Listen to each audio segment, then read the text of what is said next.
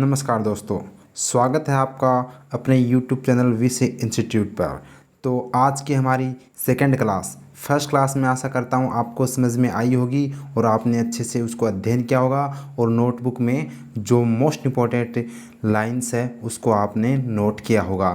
तो आज की हमारी सेकंड क्लास है वो स्टार्ट करते हैं। और यह सीरीज़ जो मैंने पहले भी बता दिया 25 वर्षों तक जो राजस्थान की विभिन्न प्रतियोगिताओं में प्रश्न ये पूछे गए हैं, ये मैं आपको करवा रहा हूँ। जो आगामी एग्ज़ामों को मद्देनज़र रखते हुए ये मैं एग्ज़ाम के प्रश्न वो करवाने जा रहा हूँ दोस्तों। और हमारा टॉपिक चल रहा था राजस्थान की सभ्यता, और इस सभ्यता के साथ साथ मैं आपको प्रमुख क्षेत्रों के प्राचीन नाम जो एग्ज़ाम में बहुत बार पूछे जाते हैं, राजस्थान के बहुत से क्षेत्रों के नाम हैं, प्राचीन नाम जो हैं वो पूछ लिए जाते हैं सीधे के सीधे एग्ज़ाम में, तो वो भी इसी में करवाने वाला हूँ। और यह आपको आपके लिए यह क्लास वो रामबाण साबित रहने वाली है।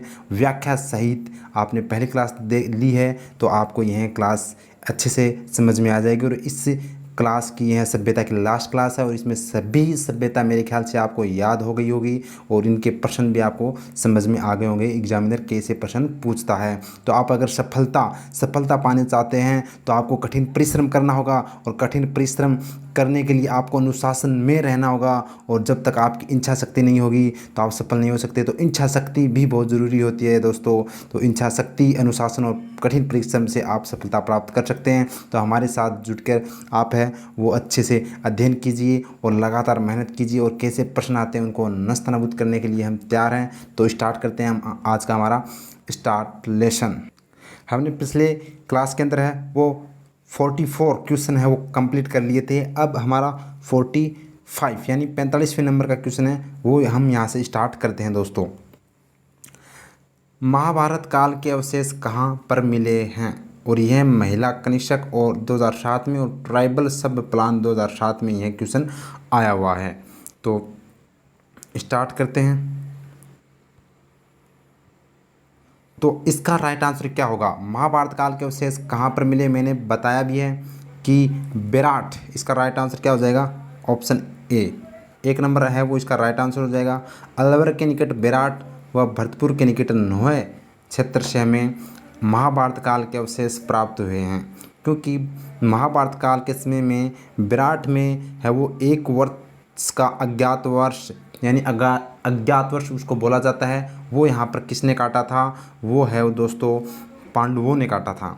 ठीक है, तो यहाँ पर आपको याद होगा। और वैसे बहुत सी कहानियाँ भी है कि अर्जुन ने पानी निकालने के लिए तीर चलाया था और उसी तीर के लिए वो बाण चलाई थी, तो उस वहाँ पर बाण गंगा भी है और अर्जुन की गंगा भी कहा जाता है। जो विराट सभ्यता है वो बाण गंगा नदी के किनारे स्थित है। तो ऐसी कहानियाँ भी है दोस्तों। तो आप याद रख सकते हैं कि महाभारत काल के अवशेष कहाँ से प्राप्त हुए हैं? विराट से। और विराट के बारे में हमने अच्छे से अध्ययन किया था। ये जयपुर में स्थित है, बाणगंगा नदी के किनारे स्थित है। और यहाँ पर मैंने डूंगरी बताई थी, बिज्जक डूंगरी। तो बिज्जक डूंगरी किस सभ्यता से संबंधित है? तो ये विराट सभ्यता से संबंधित है। बिज्जक डूंगरी, भीम डूंगरी, भोगली डूंगरी, महादेव डूंगरी और गणेश डूंगरी, ये 5 डूंगरी है वो दोस्तों कहाँ पर है? विराट सभ्यता पर है। तो आपको समझ में आया होगा। तो आगे स्टार्ट करते हैं हमारा अगला। यहाँ पर आप इसको देख सकते हैं, विराट की भीमसेन की डूंगरी में भी एक गड्ढा है जिसमें पानी भरा रहता है। इसमें ये कहा जाता है कि इसे भीमतला कहते हैं, भीमतला कहते हैं। भीम ने द्रौपदी को प्यास बुझाने के लिए इस चट्टान में लात मारकर पानी निकाला था, और यहाँ बौद्ध विहार के अवशेष भी मिले हैं। तो यहाँ पर भीम तालाब भी है दोस्तों, जो भीम ने लात मारकर पानी निकाला था। तो ये आप याद रखना। तो आगे बात करते हैं अगले क्वेश्चन की। विराट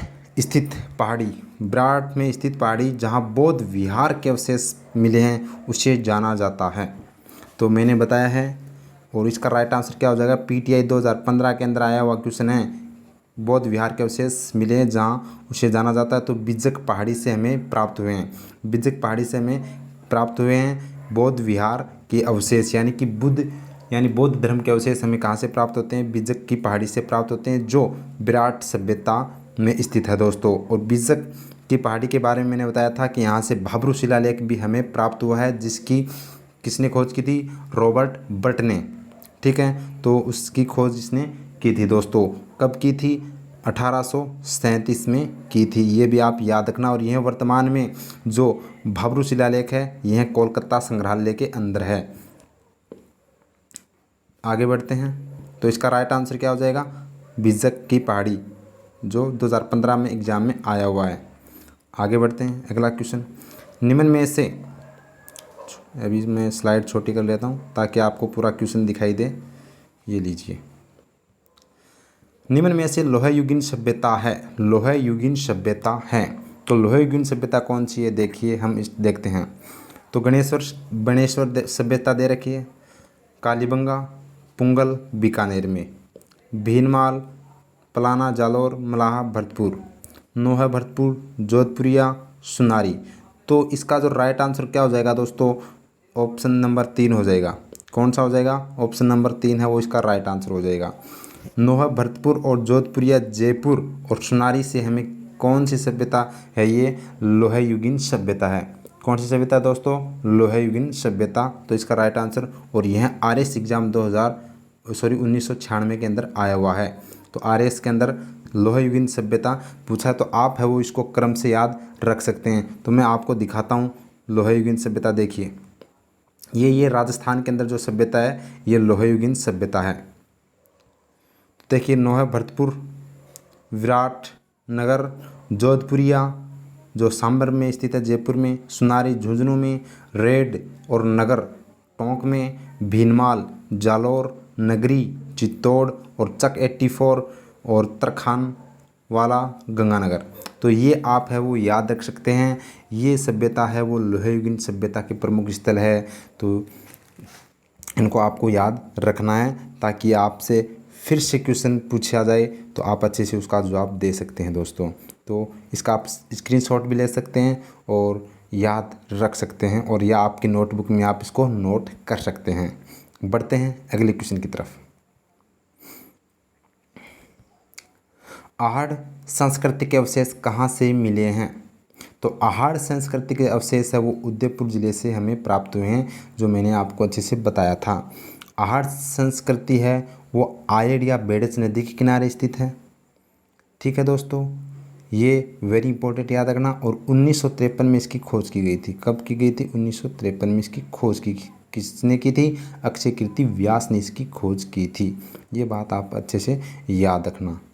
ठीक है, बढ़ते हैं अगले क्वेश्चन की तरफ। तो अगला हमारा 49वां क्वेश्चन है, और यह देखिए, निम्नलिखित में से कौन सा कथन सही है? क्या पूछा है? कौन सा कथन सही है? यहाँ पर ये ध्यान रखना, सही पूछ रहा है या गलत पूछ रहा है? तो सही पूछ रहा है। और यह द्वितीयक श्रेणी शिक्षक भर्ती 2014 के अंदर आया हुआ है। तो अब हम देखते हैं, गणेश्वर एक उत्खनन स्थल नहीं है। क्यों नहीं है भाई? है, ये गलत है। उत्खनन स्थल है। विराट एक ग्राम्य संस्कृति के अंदर था। तो विराट है वो एक नगरी संस्कृति थी दोस्तों। तो ये भी क्या है? गलत है। कालीबंगा लोह युग संस्कृति का एक उदाहरण है। यह कालीबंगा है वो ताम्र संस्कृति से संबंधित है दोस्तों। ताम्र युग संस्कृति है कालीबंगा। अगला, तो ये भी राइट आंसर नहीं है।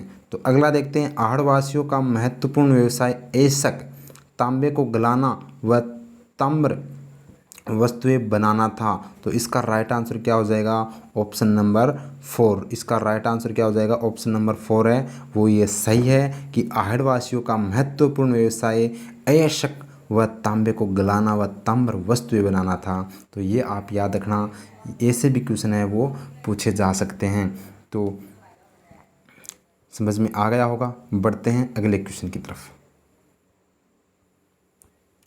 ये लीजिए आपके सामने 50 नंबर वाला क्वेश्चन, और इसका राइट आंसर क्या है वो आप बताना। निम्न में से किस स्थान पर राजस्थान में सबसे प्राचीन सभ्यता के अवशेष पाए गए? जो राजस्थान पुलिस कांस्टेबल परीक्षा 2014 के अंदर पूछा गया है कि राजस्थान का कौन सी सभ्यता है जो सबसे पहले है वो उसके अवशेष हमें प्राप्त हुए हैं। तो देखिए कौन सी है उसका राइट आंसर? कालीबंगा।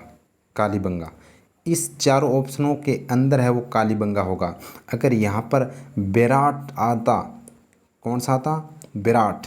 तो विराट के अंदर आपको मैंने बताया था 1936 के अंदर। कब? 1936 के अंदर दयाराम साहनी ने उसकी खोज कर दी थी। ठीक है, अवशेष देख लिए थे, लेकिन यहाँ पर कौन सी सभ्यता का नहीं दिया गया ऑप्शन? विराट सभ्यता नहीं दे रखा है। तो कालीबंगा है वो सबसे इस चारों ऑप्शनों में से राइट आंसर होगा। तो कालीबंगा की खोज किसने की थी? अमलानंद घोष ने की थी। ए घोष है वो ज़्यादातर लिखने को मिलता है। अमलानंद घोष ने कब की थी? तो 1951 में इसकी खोज की थी। कहाँ पर की थी? हनुमानगढ़ ज़िले में की गई थी। और किस नदी के किनारे की गई? तो यह घग्गर नदी के किनारे की गई दोस्तों। किस नदी के किनारे? घग्गर नदी के किनारे की गई। ये बात आपको याद रखना है। और इसके उत्खननकर्ता है वो कालीबंगा के कौन थे?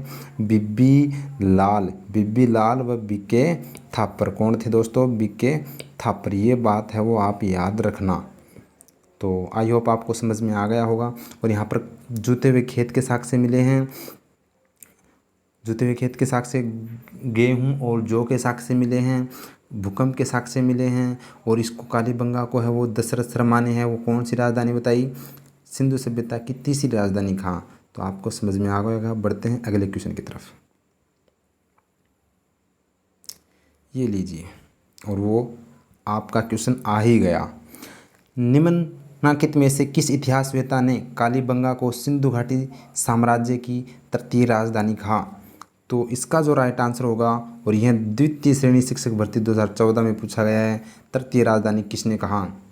अगर आपको क्लास अच्छी लग रही है और क्वेश्चन आपको अच्छे लग रहे हैं और यह सीरीज़ आपको अच्छी लग रही है, तो प्लीज़ चैनल को इस वीडियो को लाइक कीजिए और चैनल को सब्सक्राइब करना न भूलें, क्योंकि यह 20 दिन के अंदर मैं आपको पूरी हिस्ट्री के ये करीबन 1000 क्वेश्चन हैं जो 25 वर्षों में पूछे गए हैं, ये करवाने वाला हूँ दोस्तों। तो आप है वो ज़्यादा से ज़्यादा वीडियो को शेयर करना, लाइक करना न भूलें और सब्सक्राइब कर लीजिए अगर आपको ऐसे वीडियो पसंद आए हैं। तो इसका राइट आंसर क्या होगा? दशरथ शर्मा। दशरथ शर्मा ने है वो सिंधु घाटी सभ्यता की या साम्राज्य की है वो तीसरी राजधानी है वो किसने कहा था? कालीबंगा को दशरथ शर्मा ने कहा था दोस्तों। तो ये बात याद रखना। और दशरथ शर्मा ने ये बात भी कही कि कालीबंगा सभ्यता का जो विनाश का कारण है वो क्या है? भूकंप है। क्या है? भूकंप। कारण किसने बताया था? दशरथ शर्मा ने बताया था। और ये बात आप याद रखना दोस्तों। दयाराम साहनी ने है वो हमारे विराट की खोज की थी, विराट सभ्यता की। और वैसे बात करें तो हड़प्पा सभ्यता की भी खोज दयाराम साहनी ने की थी। और श्यामल दास कौन है? यह एक इतिहासकार हैं दोस्तों, यानी कि इतिहास को कोरने वाले इतिहासकार जो वीर विनोद के रचयिता हैं। किसके रचयिता हैं? वीर विनोद के रचयिता हैं। ये आप इतनी सी बात है वो याद रखना। बढ़ते हैं अगले क्वेश्चन की तरफ। और ये वेरी इंपॉर्टेंट क्वेश्चन जो राजस्थान पुलिस कांस्टेबल 2014 में आया हुआ है कि पूरा उत्खनन स्थल बागोर और नाडोल क्रमशः किन जिलों में स्थित है? तो देखिए, बागोर कहाँ पर है? भीलवाड़ा में है। और नाडोल कहाँ पर है? पाली में है। तो भीलवाड़ा व पाली जिस ऑप्शन के अंदर है वो इसका राइट आंसर होगा। तो भीलवाड़ा व पाली ये ऑप्शन नंबर 3 है वो इसका सही आंसर है। तो आप ऐसे याद रखना कि ज़िले पूछा जा सकता है, किस ज़िले के अंदर कौन सी सभ्यता है और किस नदी के किनारे वो उनकी खोज किसने की। ये बात मैंने पिछली क्लास के अंदर भी बताया था कि ये मेन चीज़ें है वो एग्ज़ाम के अंदर ज़्यादा पूछी जाती है। देखिए, प्रमुख साक्ष्य से ज़्यादा क्वेश्चन नहीं आते। ज़्यादा क्वेश्चन है वो उसके उत्खननकर्ता व नदी व किस ज़िले में है, वह इसकी क्या विशेषता है वो पूछ ली जाती है दोस्तों। तो आप ये याद रखना दोस्तों। तो बढ़ते हैं अगले क्वेश्चन। और बागोर बता देता हूँ, बागोर है वो किस नदी किनारे? कोठारी नदी के किनारे हैं। और यहाँ से विश्व के सबसे प्राचीन पशुपालन के साक्ष्य यहाँ से बागोर से प्राप्त हुए हैं। ठीक है, और BN मिश्रा ने इसकी खोज की थी। बढ़ते हैं अगले क्वेश्चन की तरफ। ये देख लीजिए, कोठारी नदी के किनारे हैं, भीलवाड़ा में है, नाडोल पाली में स्थित है। अगला क्वेश्चन हमारा, और यह भी कांस्टेबल परीक्षा 2014 में आया हुआ है।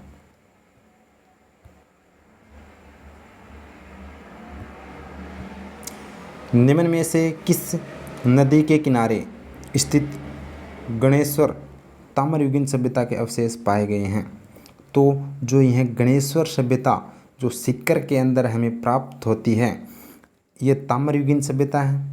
पहली बात तो कौन सी सभ्यता है? ताम्रयुगीन सभ्यता है। और इसके अवशेष किस नदी के किनारे पाए गए हैं। तो देखिए मैंने ये कहा कि नदी पूछा जाएगा, किस ज़िले में है, और किसने खोज की, कब खोज की, व उसका उत्खनन किसने किया। ये 5 आप है वो तो अपने दिमाग में है, वो बिठा लेना। तो कांतली नदी के किनारे हैं, कांतली नदी के किनारे स्थित है वो गणेश्वर सभ्यता है, और यह ताम्रयुगीन सभ्यता है दोस्तों। यह सीकर जिले में नीम कहताना तहसील के अंदर है। ठीक है, ये बात आप याद रखना। इसको ताम्र जननी भी कहा जाता है। इस सभ्यता को क्या कहा जाता है, ताम्र जननी भी कहा जाता है। ये पॉइंट भी आप याद रख सकते हैं। ठीक है, यहाँ से क्या मछली पकड़ने का कांटा प्राप्त हुआ है, और यहाँ पर भवन है वो पत्थरों से निर्माण मिले हैं, और यहाँ पर एक बांध मिला जिसका निर्माण भी पत्थर से किया गया है। और इसकी खोज है वो आप कमेंट कर बताना, क्योंकि मैंने पिछले क्लास के अंदर अच्छे से बता दिया है कि किसने इसकी खोज की। और लूनी नदी पश्चिमी राजस्थान की सबसे बड़ी नदी है। चंबल नदी राजस्थान की प्रवाह क्षेत्र की सबसे लंबी नदी है, बड़ी नदी। और बनास नदी चंबल नदी की सबसे बड़ी सहायक नदी है। तो ये बात भी आप याद रख सकते हैं। तो ये देखिए सीकर ज़िले में नीम का थाना तहसील में स्थित है दोस्तों। और देखिए क्वेश्चन नंबर 54, आहड़ के विषय में निम्नलिखित कथनों में से कौन सा कथन असत्य है। क्या पूछा गया है, असत्य पूछा गया है। तो ये बात आप ध्यान रखना। और यह द्वितीय श्रेणी अध्यापक परीक्षा 2017 में आया हुआ है। कब आया, 2017 के अंदर आया हुआ है। ये बात आप ध्यान से रखना। तो इसके हम असत्य के बारे में देखते हैं, कौन सा कथन असत्य है। तो आहड़ के बारे में, आहड़ के उत्खनन से मानव जीवन के विभिन्न चरणों पर प्रकाश पड़ता है। सही बात है। आवासीय भवनों की नींव ईंटों की होती थी। ये बात भी सही है, जो भवन थे वो उनकी नींव ईंटों से होती थी। मिट्टी अथवा कच्ची ईंटों से निर्मित भवन अब उपलब्ध नहीं है। क्यों नहीं है, अभी भी उपलब्ध है। तो ये बात है वो मेरे ख्याल से असत्य लग रही है। और अगला क्वेश्चन ऑप्शन और देख लेते हैं। आहड़वासी दीवारों एवं नींवों को मजबूत एवं सौंदर्य युक्त बनाने हेतु मिट्टी में क्वार्ट्ज के टुकड़े एवं चिप्स के सम्मिश्रण का प्रयोग करते थे। तो ये बात भी सही है। तो इसका राइट आंसर क्या हो जाएगा, ऑप्शन नंबर 3 हो जाएगा दोस्तों, कि मिट्टी अथवा कच्ची ईंटों से निर्मित भवन अब उपलब्ध नहीं है, अभी भी उपलब्ध है दोस्तों। तो इसका राइट आंसर क्या होगा, ऑप्शन नंबर 3 होगा। तो ये बात है वो आप आहड़ से संबंधित है वो याद रख सकते हैं। आहड़ है वो आयड़ नदी या बेडस नदी किनारे हैं, और उदयपुर में स्थित है दोस्तों। अक्षय कीर्ति व्यास ने इसकी खोज की थी, 1953 में की थी। ये बातें मैंने बहुत बार बता दी हैं। और आहड़ से है वो क्या इसकी विशेषता है वो आप है वो 1-2 कमेंट कर बताओ, फिर हम देखते हैं कि आपने कितना याद किया है। चलो यहाँ पर मैं बता देता हूँ आपको अच्छे से आहड़ के बारे में। व्याख्या, प्राचीन शिलालेखों में आहड़ का पुराना नाम क्या मिलता है, ताम्रवती मिलता है। तांबे के उपकरणों की प्रचुरता के कारण इसको प्राचीन काल में ताम्र नगरी कहा जाता है।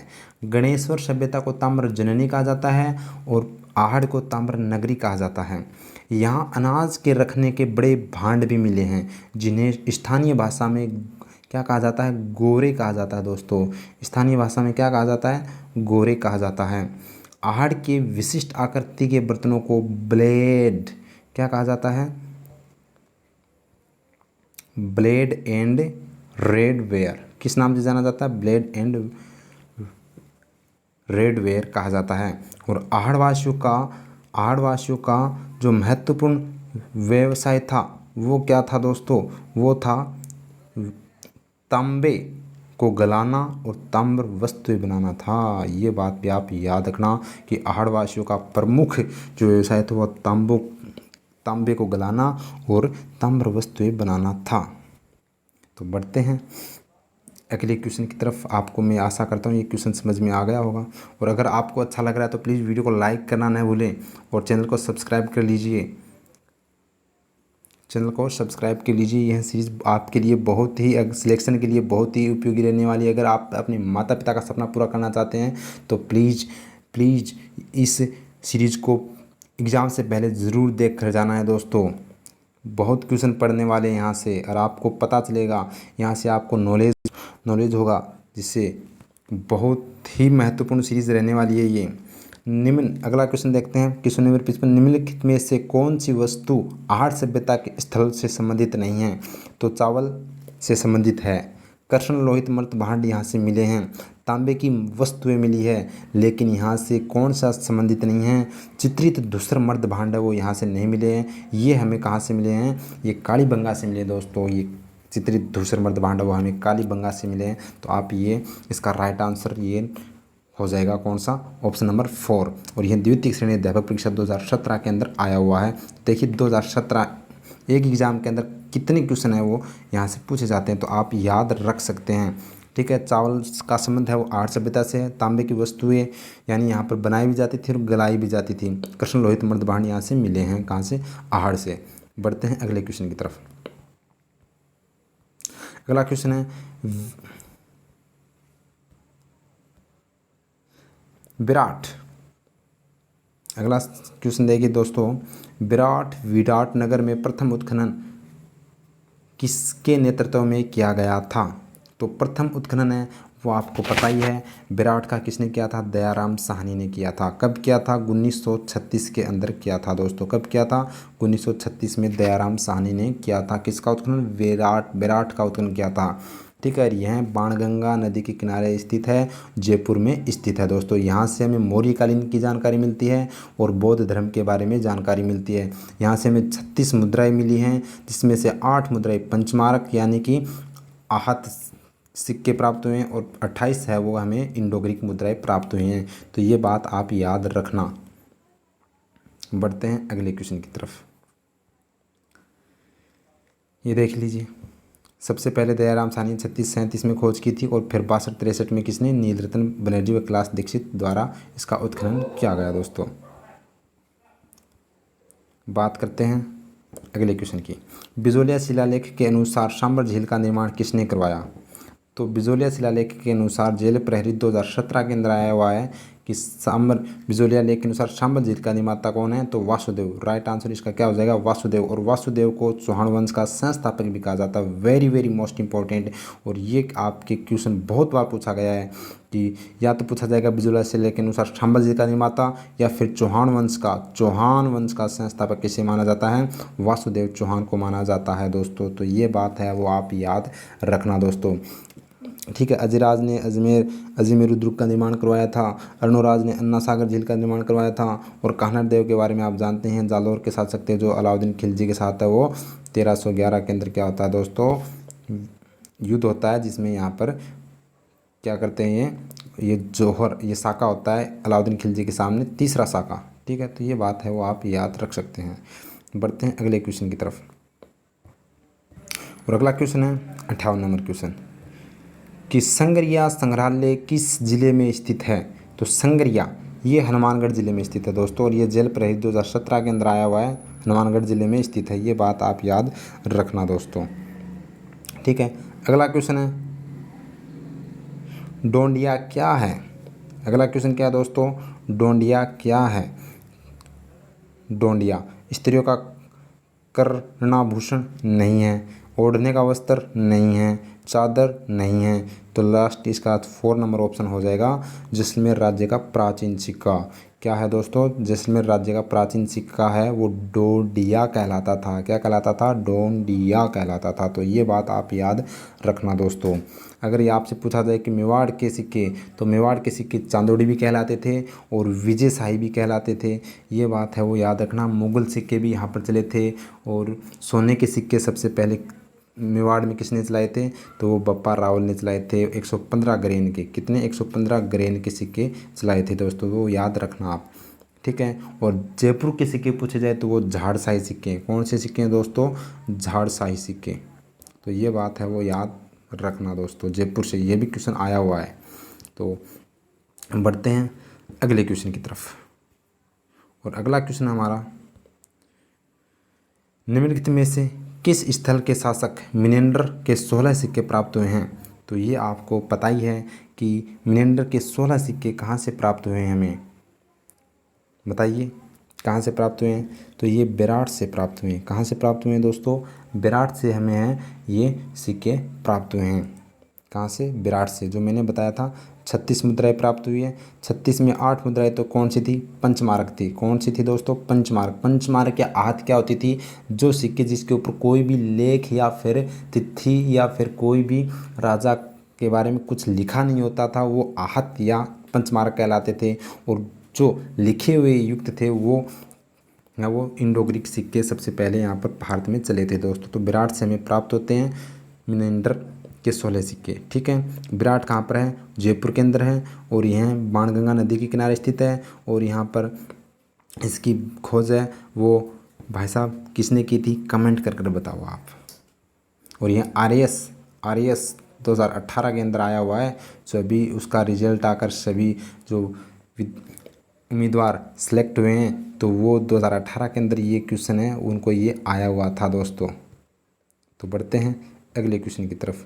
और ये और बता देता हूँ, नगरी कहाँ पर है? टोंक में है। रैंड भी टोंक में है।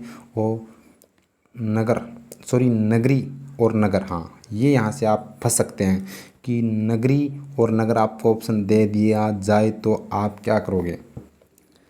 नगरी तो है वो कहाँ पर है? चित्तौड़गढ़ में है। और रेड और नगर है ये कहाँ पर है? टोंक में है दोस्तों। कहाँ पर? ये टोंक में है। ये बात आप याद रखना। बढ़ते हैं अगले क्वेश्चन की तरफ। प्राचीन राजस्थान में मालवों की शक्ति का केंद्र किसके आसपास केंद्रित था? वेरी मोस्ट इम्पोर्टेंट क्वेश्चन, ये आप बताइए दोस्तों। तो इसका जो राइट आंसर होगा, और ये राजस्थान पुलिस कांस्टेबल 2018 के अंदर जो पूछा गया है वो सेकंड शिफ्ट के अंदर पूछा गया था। तो ये बताइए इसका राइट आंसर क्या हो जाएगा? जयपुर। मालवों की शक्ति का केंद्र कब प्राचीन राजस्थान में? जयपुर में था दोस्तों। कहाँ पर था? जयपुर में था। तो ये आप याद रख सकते हैं। ठीक है, कोटा के बारे में क्या जानते हैं? सर्वाधिक नदियों वाला संभाग कौन सा है? कोटा है। सबसे कम नदियों वाला संभाग कौन सा है? बीकानेर है। सर्वाधिक जनघनत्व वाला संभाग कौन सा है? जयपुर है। और डूंगरपुर तो आप जानते ही हैं, ये राजस्थान का सबसे दक्षिणी जिला है। बढ़ते हैं अगले क्वेश्चन की तरफ। वेरी मोस्ट इंपॉर्टेंट क्वेश्चन जो द्वितीय श्रेणी अध्यापक परीक्षा 2017 के अंदर आया हुआ है। निम्न में से किसने अभिलेखों में प्रतिहारों को गुज्जर कहा गया है? तो दोस्तों नीलगुंड में भी कहा गया है, देवली में भी कहा गया है, राधनपुर में भी कहा गया है और कराड़ में भी कहा गया है। तो फर्स्ट सेकंड थर्ड फोर्थ, ये जो फोर्थ नंबर आंसर है वो इसका सही आंसर हो जाएगा। इसमें अभिलेखों में प्रतिहारों को गुज्जर भी कहा गया है। तो ये बात आप याद रख सकते हैं दोस्तों। तो बढ़ते हैं अगले क्वेश्चन की। अगला क्वेश्चन, अपराजित के शिलालेख के रचयिता निम्नलिखित में से कौन है? अपराजित शिलालेख के रचयिता। तो देखिए दोस्तों, इसके जो राइट आंसर है, और ये कब आया है? 2018 के अंदर पुलिस कांस्टेबल के अंदर पूछा गया है। तो इसके जो आंसर होगा वो दामोदर है। किसने इसकी रचना की थी? दामोदर ने की थी दोस्तों। तो ये वेरी मोस्ट इम्पोर्टेंट है, आप याद रखना। ठीक है, अपराजित। और अपराजित शिलालेख में हमें किस राजवंश के बारे में जानकारी मिलती है? गुहिल राजवंश के बारे में हमें जानकारी मिलती है। तो ये बात भी आप है वो याद रख सकते हैं। बढ़ते हैं अगले क्वेश्चन की तरफ। आबू के अभिलेख के लेखक कौन हैं? आबू के अभिलेख के लेखक कौन हैं? तो इसका भी राइट आंसर क्या हो जाएगा? शुभचंद्र। तो देखिए, एक तो आपसे लेखक पूछे जा सकते हैं, तो इसकी क्लास में अभिलेख से संबंधित जितने भी जो प्रश्न 25 वर्षों में आए हुए हैं वो हम नेक्स्ट क्लास के अंदर, जो हमारा जो टोटल 20 क्लास होने वाली है, तो उसकी है दूसरी क्लास चल रही है। और तीसरी क्लास के अंदर जितने भी अभिलेख से संबंधित प्रश्न आए हुए हैं वो मैं करवाने वाला हूं दोस्तों। ठीक है, और सभी अभिलेखों के जो जितने भी जो राइटर हैं उनको मैं याद कराने की पूरी कोशिश करूँगा, ये मैं आपसे वादा करता हूँ दोस्तों। तो इसका राइट आंसर क्या हो जाएगा? शुभचंद्र हो जाएगा। इसका राइट आंसर क्या हो जाएगा? शुभचंद्र, जो आबू अभिलेख के लेखक हैं। अगला क्वेश्चन वेरी मोस्ट इंपॉर्टेंट, और यह भी पुलिस कांस्टेबल 2018 के अंदर आया हुआ है कि राज सिंह की प्रशस्ति का संबंध निम्नलिखित में से किससे है? तो राज सिंह नहीं है, राय सिंह है। Very sorry. तो राय सिंह प्रशस्ति का संबंध निम्नलिखित में से किससे है? तो यह दोस्तों बीकानेर के शासक थे। कौन थे? बीकानेर के शासक थे राय सिंह। तो ये आप याद रख सकते हैं, बीकानेर के शासक राय सिंह, जिसको भाई साहब क्या कहा गया है, इनको किस महिला ने राजस्थान का क्या कहा दोस्तों? करण कहा। क्या कहा दोस्तों? राजस्थान का, तो इनको क्या कहा जाता है? राजपूताने का करण कहा जाता है। तो ये बात आपको याद रखना। और किसने कहा था? किसने कहा था दोस्तों? तो ये कहा था मुंशी देवी प्रसाद ने कहा था। किसने कहा था? मुंशी देवी प्रसाद ने राजपूताने का करण कहा था राय सिंह को। और राय सिंह के पिता का क्या नाम था? कल्याणमल था। क्या था? कल्याणमल, जिसने जिसने 1570 में नागौर दरबार लगा था और उस नागौर दरबार के अंदर अकबर की अधीनता स्वीकार की थी। किसने? कल्याणमल ने। और कल्याणमल का पुत्र था दोस्तों कौन है? राय सिंह। ठीक है। और राय की उपाधि किसने दी थी? अकबर ने दी थी। ये भी आप याद रख सकते हैं। क्या रख सकते हैं? अच्छे से याद रख सकते हैं। उनको महाराजा धीराज भी कहा जाता था। बढ़ते हैं अगले क्वेश्चन की तरफ। अगला क्वेश्चन है, प्राचीन राजस्थान की मूर्तिकला की प्रतीक नाद की शिव प्रतिमा किस जिले से प्राप्त हुई है? तो किस जिले से प्राप्त हुई है? अजमेर जिले से प्राप्त हुई है। जो प्रार्थना पुलिस कांस्टेबल 2018 के अंदर आया हुआ है, नाद की शिव प्रतिमा किस जिले से प्राप्त हुई है? तो अजमेर जिले से हमें नाद की शिव प्रतिमा प्राप्त हुई है। ये बात आप याद रखना। और अजमेर शिव, तो अजमेर को राजस्थान का हृदय कहा जाता है। अजमेर में जो दुर्ग है, जिसको मैगजीन दुर्ग, वह ये दुर्ग है अजमेरू दुर्ग, या उसको तारागढ़ दुर्ग भी, जूठी रानी का दुर्ग भी कहा जाता है। इसको है वो दोस्तों सर्वाधिक स्थानीय आक्रमण झेलने वाला दुर्ग कौन सा है? तो अजमेर में। और अजमेर के अंदर क्या है? ख्वाजा मोइनुद्दीन चिश्ती की दरगाह है दोस्तों। ठीक है। और पुष्कर झील जो सबसे पवित्र झील मानी जाती है, वो कहाँ पर है? अजमेर में स्थित है दोस्तों। तो ये बात आप याद रखना। बढ़ते हैं अगले क्वेश्चन की तरफ। और अगला क्वेश्चन है क्वेश्चन नंबर 66। प्राचीन राजस्थान में निम्नलिखित में से कौन सा क्षेत्र बौद्ध धर्म का प्रमुख केंद्र रहा? तो राजस्थान का कौन सा क्षेत्र है जो बौद्ध धर्म का प्रमुख क्षेत्र रहा है? तो विराट या विराटनगर। विराट की राजधानी क्या थी? विराटनगर थी दोस्तों। ये बात आप याद रखना। ठीक है। विराट की खोज कब की गई? तो कब की गई थी दोस्तों? ये विराट की खोज है वो कब की गई थी? 1936 में। किसने की? दयाराम साहनी ने की। किस नदी के किनारे की? तो किस नदी के किनारे की दोस्तों? विराट की खोज बाणगंगा नदी के किनारे। उसी को अर्जुन की गंगा कहा जाता है। यहाँ पर डूंगरी स्थित है, बिज्जक डूंगरी या बिज्जक पहाड़ी भी बोला जाता है। वहाँ से हमें क्या प्राप्त हुआ है? भाब्रू शिलालेख प्राप्त हुआ है। गणेश डूंगरी भी कहाँ पर है? वो भी विराट की जो पहाड़ी है वहाँ पर स्थित है। भीम डूंगरी भी कहाँ पर है? वो भी विराट की पहाड़ी पर स्थित है। भोगली डूंगरी और महादेव डूंगरी भी यहाँ पर ही स्थित है। ये बात भी आप याद रखना। ठीक है। तो और बात करें तो इसका जो उत्खनन है वो किसने किया था? तो वो कैलाश दीक्षित। और दोस्तों ये बात आप याद रखना, कब किया था? 62-63 में। 1962 से 63 में इसका जो उत्खनन है वो किया था दोस्तों। और यहाँ से हमें क्या मिली है? 36 मुद्राएं मिली है, जो किस प्रकार की है? आहत या पंचमारक। कितनी है? 8 है। और बाकी जो है वो कौन सी है? इंडो ग्रीक मुद्रा, यानी कि हम इसको डायरेक्ट बोल सकते हैं यूनानी मुद्रा। ठीक है। तो आहत क्या होती है? जो बिना लेख युक्त मुद्रा होती है उनको आहत या पंचमारक कहते हैं, और जो लेख युक्त होती है उसको इंडो यानी यूनानी मुद्रा कहते हैं। तो ये बात आपको समझ में आई होगी। ठीक है। और यहाँ से हमें मौर्यकाल संस्कृति के बारे में जानकारी मिलती है दोस्तों। और बौद्ध स्तूप यहाँ से प्राप्त होता है, और बौद्ध मठ भी हमें यहाँ से प्राप्त होता है। तो ये बात भी आप याद रखना दोस्तों। बढ़ते हैं अगले क्वेश्चन की तरफ। प्राचीन राजस्थान में जंगल प्रदेश का भाग कौन सा था? तो ये आ गए आपके जो क्षेत्रों के नाम। ठीक है, तो प्राचीन राजस्थान में जंगल प्रदेश का भाग कौन सा था? तो जंगल प्रदेश को है वो बीकानेर को प्राचीन समय में जंगल प्रदेश के नाम से जाना जाता था दोस्तों। किस नाम से जाना जाता था?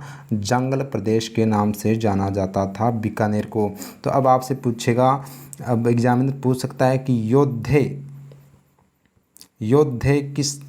योद्धे में कौन कौन से ज़िले आते हैं? तो आप याद रखना, हनुमानगढ़ और दोस्तों गंगानगर आते हैं। कौन सा आता है योद्धे के अंदर? हनुमानगढ़ और गंगानगर आता है। हनुमानगढ़ और गंगानगर, ये बात आप याद रखना। फिर बात करूं तो आपसे पूछ सकता है जैसलमेर को किस नाम से जाना जाता था? तो मांड क्षेत्र के नाम से जाना जाता था दोस्तों। और अगर पूछा जाए तो भीनमाल को श्रीमाल के नाम से जाना जाता था। भीनमाल को किस नाम से जाना जाता था? श्रीमाल के नाम से जाना जाता था। और जालौर को किस नाम से जाना जाता था? तो जालौर को प्राचीन समय में जबालीपुर के नाम से जाना जाता था। किस नाम से? जबालीपुर के नाम से जाना जाता था।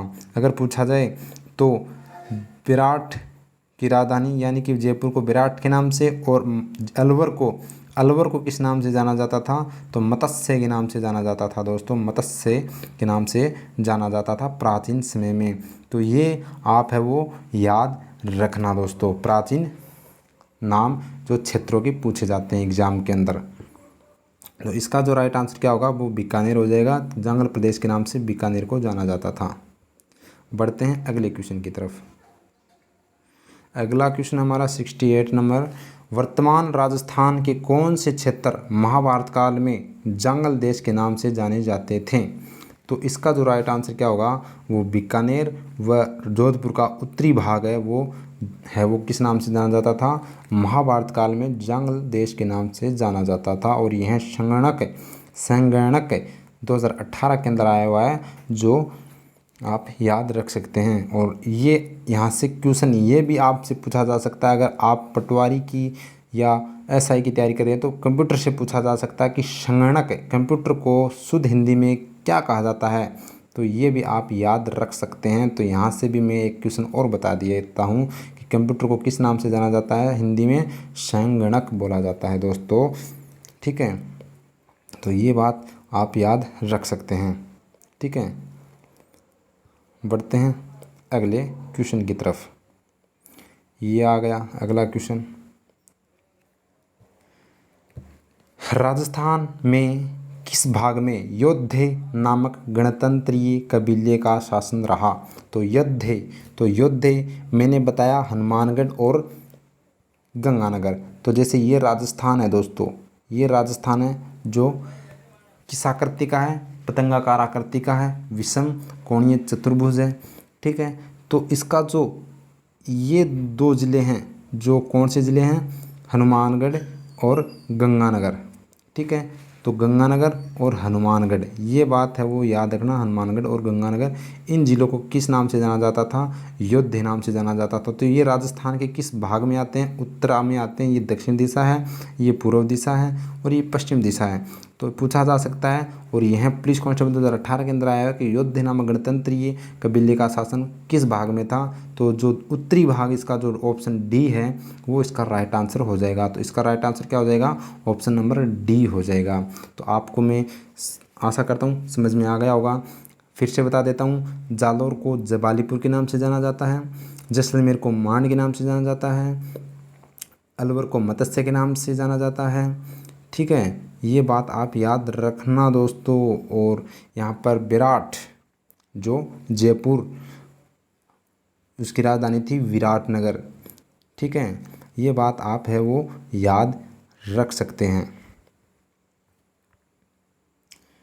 बढ़ते हैं अगले क्वेश्चन की तरफ।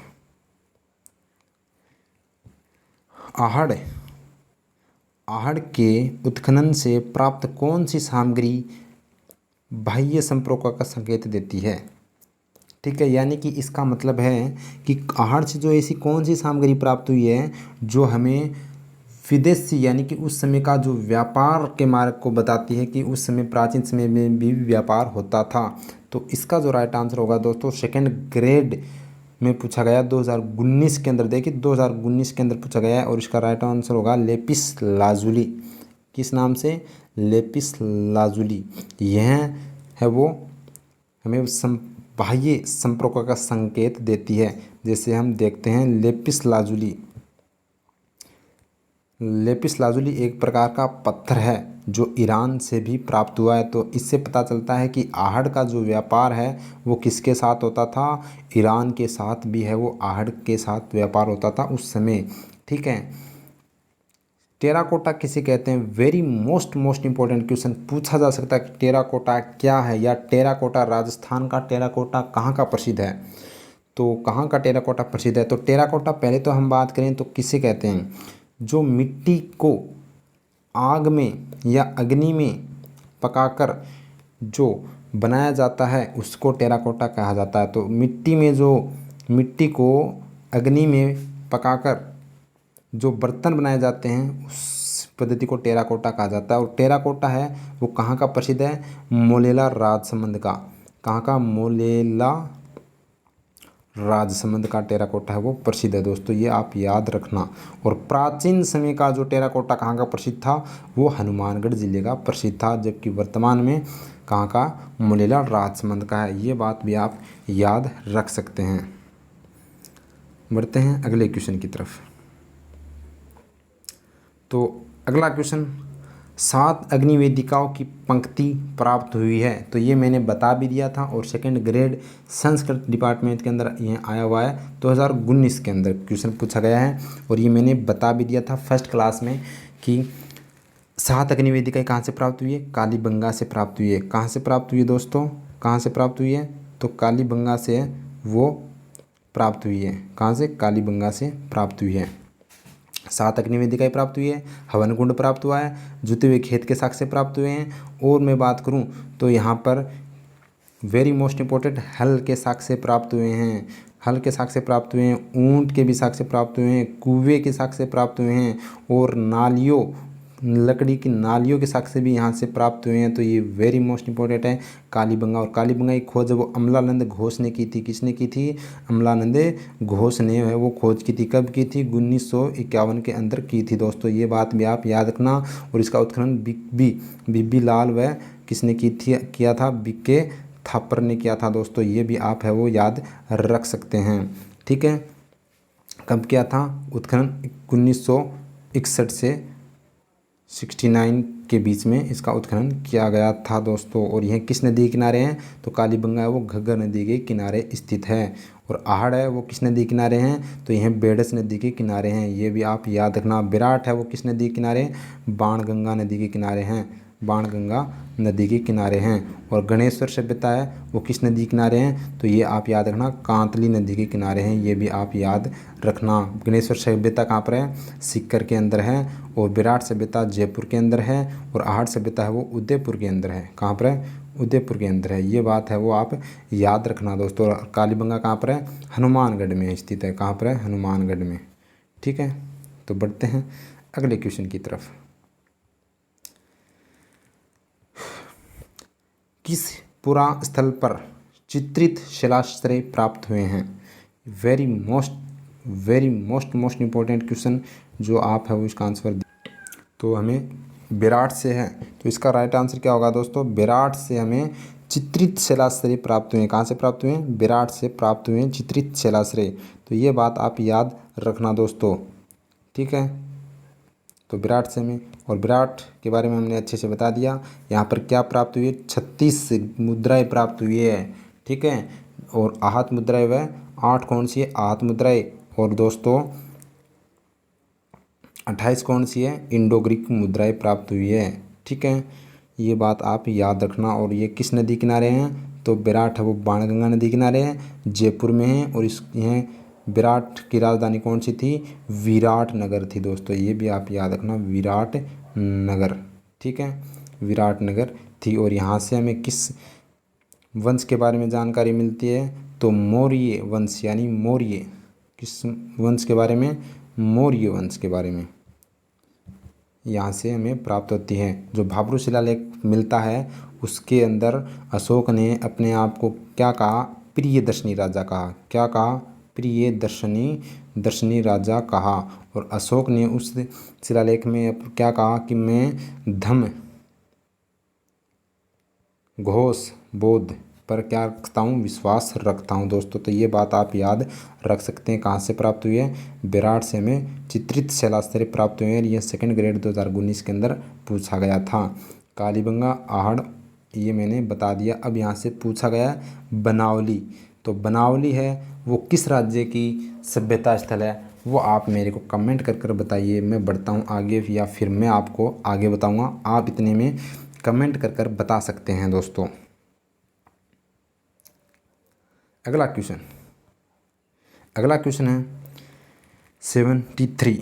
निम्नलिखित में से किस उत्खनन स्थल से चांदी की मुद्रा यानी पंचमारक प्राप्त हुई। तो कहाँ से प्राप्त हुई है दोस्तों, पंचमारक मुद्रा है वो आप जल्दी से जल्दी बताइए। पंचमारक मुद्रा है वो कहाँ से प्राप्त हुई है। देखो मुद्रा मैंने अभी भी बताया है पंचमारक या आहत कहाँ से प्राप्त हुई है, विराट से। इसका राइट आंसर क्या हो जाएगा, विराट हो जाएगा। ऑप्शन नंबर 4 विराट, जो पीटीआई 2018 के अंदर एग्जाम में ये क्वेश्चन आया हुआ है। ठीक है, तो ये बात भी आप है वो याद रख सकते हैं। ठीक है, तो विराट। पंचमारक किसे कहते हैं, जो सिक्के या मुद्रा जिसके ऊपर कुछ भी लिखा नहीं हो, यानी कि एकदम लिखा नहीं हो, तो उसी को क्या कहते हैं दोस्तों, पंचमारक या आहत कहते हैं। इनको पंचमारक सिक्कों को साहित्य में क्या कहा जाता है, वेरी मोस्ट इंपॉर्टेंट आपसे क्वेश्चन पूछा जा सकता है कि पंचमारक सिक्के को साहित्य में क्या कहा जाता है, तो कार्षापर्ण। क्या कहा जाता है, कार्षापर्ण कहा जाता है। ये आप याद रख लेना, वेरी मोस्ट इंपॉर्टेंट है। ठीक है, और ये आपके लिए वेरी मोस्ट इम्पोर्टेंट है। और ये बात भी आप याद रखना, सिक्कों के अध्ययन को क्या कहा जाता है दोस्तों, सिक्कों के अध्ययन को न्यूमिसमेटिक्स कहा जाता है। वेरी मोस्ट इम्पोर्टेंट क्या कहा जाता है, पूछा जा सकता है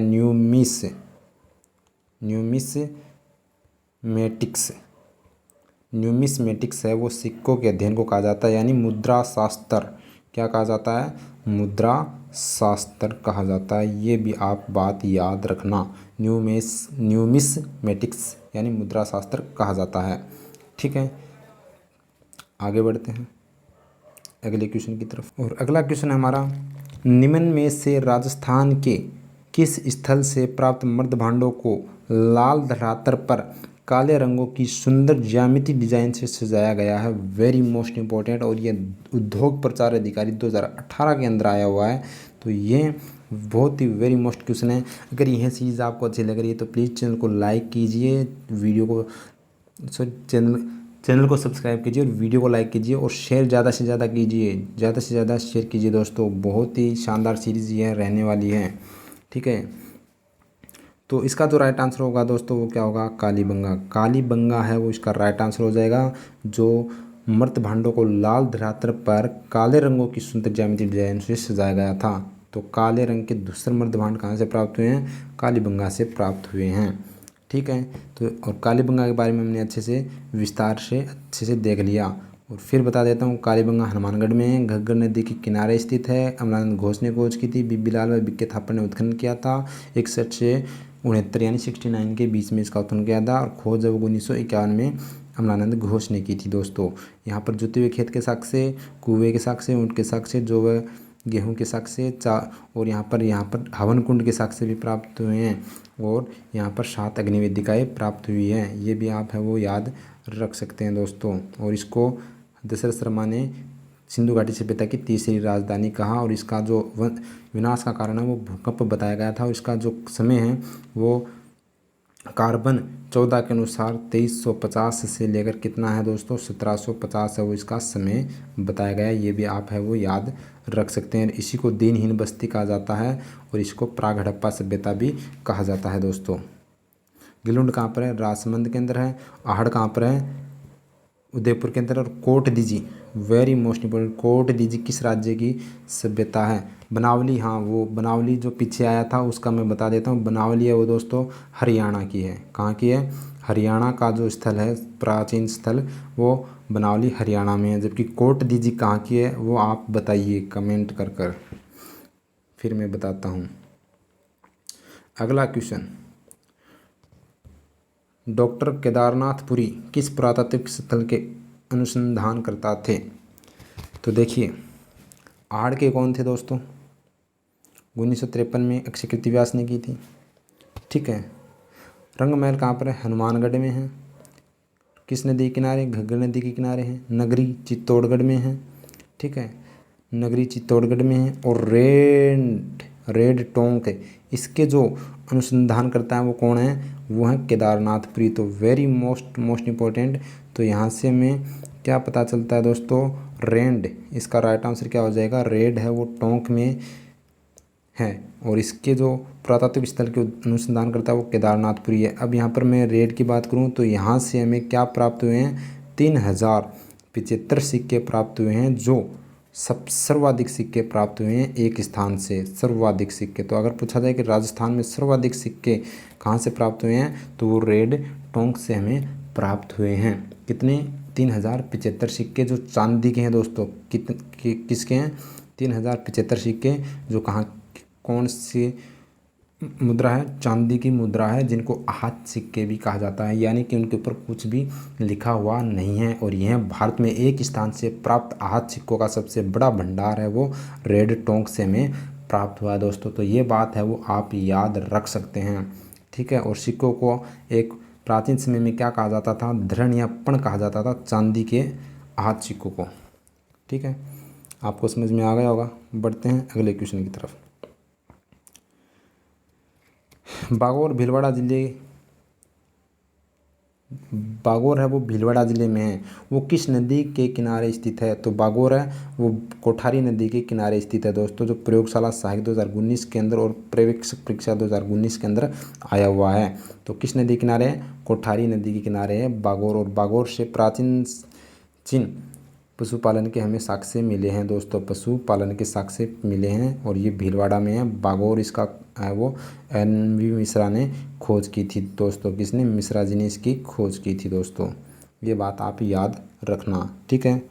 लूणी नदी मरुस्थली यानी प्राचीन राजस्थान की प्राचीन मरुस्थल की सबसे बड़ी नदी है। बनास नदी चंबल की सबसे बड़ी सहायक नदी है। और चंबल नदी राजस्थान की प्रवाह की क्षेत्र की दृष्टि से सबसे बड़ी नदी है दोस्तों। ठीक है। इनको हम ज्योग्राफी के अंदर अच्छे से विस्तार से मैं आपको बताने वाला हूँ।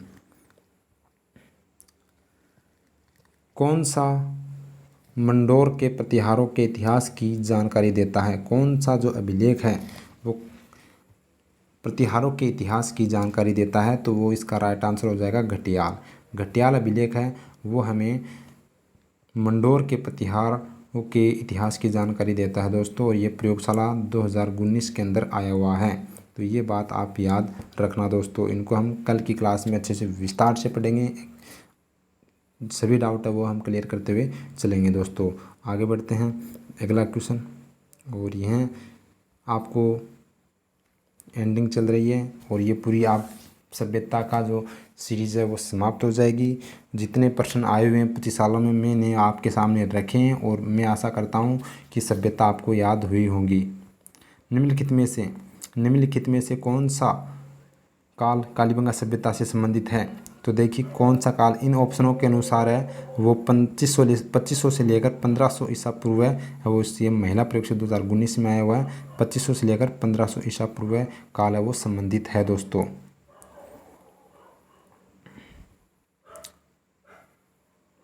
आगे बात करते हैं, कौन सी फसल का उत्पादन आहड़ में नहीं होता था? वेरी मोस्ट इम्पोर्टेंट ये इसके अंदर ऑप्शन इस तरह से दे रखे हैं।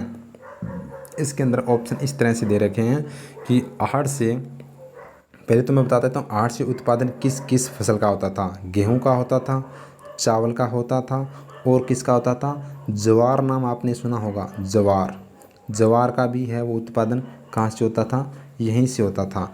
और बाजरे का व जौ का उत्पादन है वो यहाँ से नहीं होता था। लेकिन 2 ऑप्शन देने की वजह से ये इसके ऊपर है वो क्या लग गया दोस्तों, आपको ही पता है। ये फिर अमान्य क्वेश्चन हो जाता है, 1 नंबर फोकट का मिल जाता है।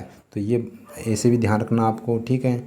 लेकिन जो नहीं कर आता है उसको ही मिलता है। ठीक है। सेकंड ग्रेड 2019 के अंदर यह आया हो। तो आप याद रखना कौन सी आहार से कौन सी फसल संबंधित है, तो गेहूँ है, चावल है और ज्वार है। ये आप 3 फसल है वो आप याद रखना दोस्तों, ठीक है। जो वह गेहूँ कहाँ से, कालीबंगा से संबंधित है। अगला क्वेश्चन हमारा, और ये आज का इस सीरीज का जो आज की क्लास का लास्ट क्वेश्चन है, ठीक है। और यहाँ से हमारी सभ्यता के जो 25 वर्ष के क्वेश्चन आए हुए हैं वो यहाँ से कंप्लीट होते हैं। और मैं आशा करता हूँ कि आपको ये सभ्यता याद हुई होगी और ये क्वेश्चन भी आपको समझ में आया होगा, और आपने जो मेन फैक्ट हैं वो आपने अपनी नोटबुक में नोट किए होंगे दोस्तों। तो इसके बाद करते हैं, सन 1837 में बीजक पहाड़ी जो विराट के अंदर है, अशोक के शिलालेख को किसने खोजा था, तो कैप्टन बर्ट। इसमें कैप्टन बर्ट ने है वो यहाँ पर 1837 के अंदर बीजक पहाड़ी से हमें शिलालेख प्राप्त हुआ है। कौन सा, भाब्रू शिलालेख प्राप्त हुआ था दोस्तों। कौन सा शिलालेख है, भाब्रू शिलालेख प्राप्त हुआ था, तो 1837 के अंदर खोजा था। किसने, कैप्टन बर्ट ने खोजा था। वर्तमान में यह शिलालेख है वो कहाँ पर है, कोलकाता में है। कहाँ पर है दोस्तों, कोलकाता के अंदर है। कहाँ पर है, कोलकाता संग्रहालय में स्थित है दोस्तों, ठीक है। इसके अंदर अशोक ने अपने आप को प्रियदर्शनी राजा कहा था, और इसने धम्म घोष व बौद्ध को अपनाया था दोस्तों, ठीक है। और इसकी लिपि थी वो ब्राह्मी लिपि थी।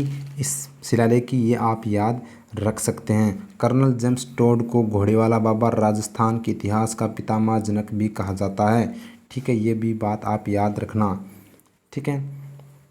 तो ये मेरे ख्याल से आपको समझ में आ गया होगा। तो ये क्लास आपको अच्छी लगी है तो प्लीज़ क्लास को लाइक करना, चैनल पर पहली बार हैं तो सब्सक्राइब करना न भूलें। अगर आपको सिलेक्शन निकालना है तो इस सीरीज़ को आप, अगर राजस्थान इतिहास के अंदर वीक है, आपको याद नहीं होता है, तो आप इस सीरीज़ को देखें। और आपको 2 क्लास में मेरे ख्याल से जो बच्चे कंटिन्यू देख रहे हैं उनको वो अच्छे से यह याद हो गया होगा दोस्तों।